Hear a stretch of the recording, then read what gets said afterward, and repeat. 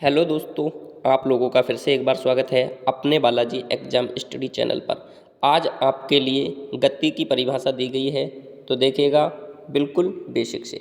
गति किसे कहते हैं? यदि किसी वस्तु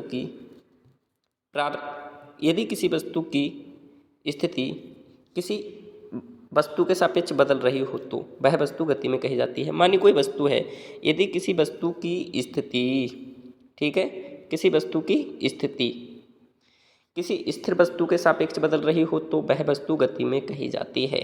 ठीक है, नेक्स्ट क्वेश्चन दिया गया है हमारे लिए। दूरी किसे कहते हैं? दूरी किसे कहते हैं? किसी वस्तु द्वारा तय किए गए पथ की लंबाई को ठीक है, उस वस्तु द्वारा तय की गई दूरी कहते हैं। मानिए कि कोई वस्तु है, ठीक है, किसी वस्तु द्वारा तय किए गए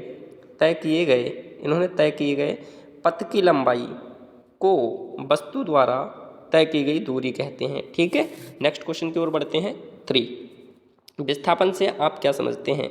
तो मैं बताऊं फ्रेंड, विस्थापन कई बार परीक्षा में पूछा जा चुका है और अधिकांशतः आगे भी पूछने के चांस हैं, तो बिल्कुल बेसिक से देखिएगा। किसी वस्तु की प्रारंभिक तथा अंतिम स्थिति, कोई वस्तु है, किसी वस्तु की प्रारंभिक है, ठीक है, ये अंतिम स्थिति के बीच न्यूनतम अंतर, ये बीच का अंतर है, के बीच न्यूनतम अंतर को हम उस वस्तु का विस्थापन कहते हैं। ठीक है, बिल्कुल देखिएगा ध्यान से। किसी वस्तु की, मानी कोई वस्तु है कि प्रारंभिक है या अंतिम है, ठीक है, स्थिति के बीच, ये बीच न्यूनतम अंतर को हम उस वस्तु का विस्थापन कहते हैं। ठीक है, नेक्स्ट क्वेश्चन और बढ़ते हैं।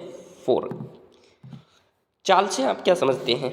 मैं बताऊं फ्रेंड, चाल किसी गतिशील वस्तु द्वारा एकांक समय में चली गई दूरी को हम चाल कहते हैं। मानिए कि कोई वस्तु है, ठीक है, किसी गतिशील वस्तु द्वारा एकांक समय में चली गई दूरी को हम चाल कहते हैं। ठीक है, चाल का मात्रक, ऐसा ही मात्रक जो होता है वो किमी प्रति घंटा होता है। ठीक है, यहाँ पर ऐसे बीच में ऐसा चिन्ह लगा होगा, ध्यान रखना है आपको।